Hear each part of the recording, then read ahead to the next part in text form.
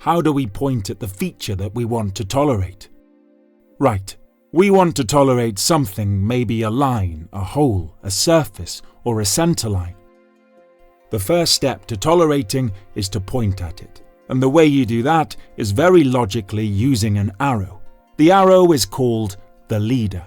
Okay, so we use an arrow to point at the feature that we want to tolerate. But there is a difference between if you want to tolerate a real feature, which means it's a feature that's really physically present on the part, you can touch it, and between if you want to tolerate something that's imaginary, like a center line. A center line is a hole or an imaginary feature. It's not physically there. You cannot touch it. You can build it using the geometry that you have. You can indicate where it is and what shape it is, but only by using another feature.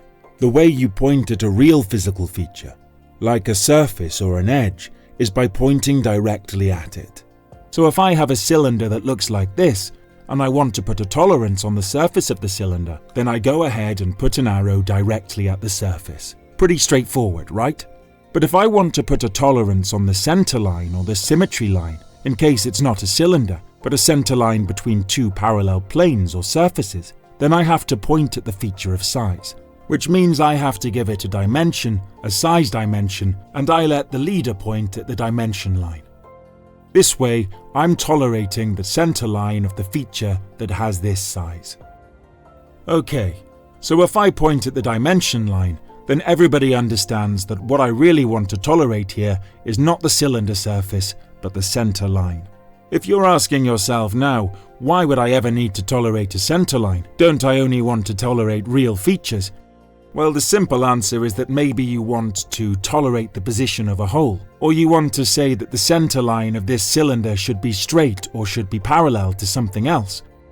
But if you're still unsatisfied with this answer and ask what is the difference, wouldn't it mean the same, then I congratulate you for your critical thinking and allow me to clarify with this example.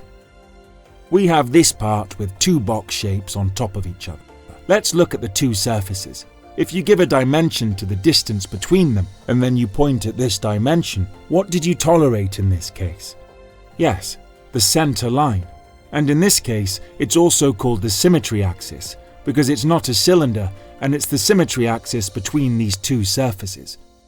So if I say that this symmetry axis should be perpendicular to the surface, then even if the surface itself looks like this, the symmetry axis is still perpendicular. And in this case, this surface is acceptable according to your specification. But if I point directly at the surface and said this surface should be perpendicular to that base, then in this case, the surface is not acceptable according to the specification. So while designing, you have to ask yourself, do I really need to tolerate the center line or the symmetry axis? Or do I need to tolerate the feature itself? Because it's not the same. Always give it a second thought, as we did right here.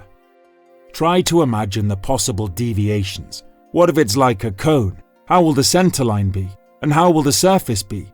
What do I need to allow and what do I need to restrain or restrict?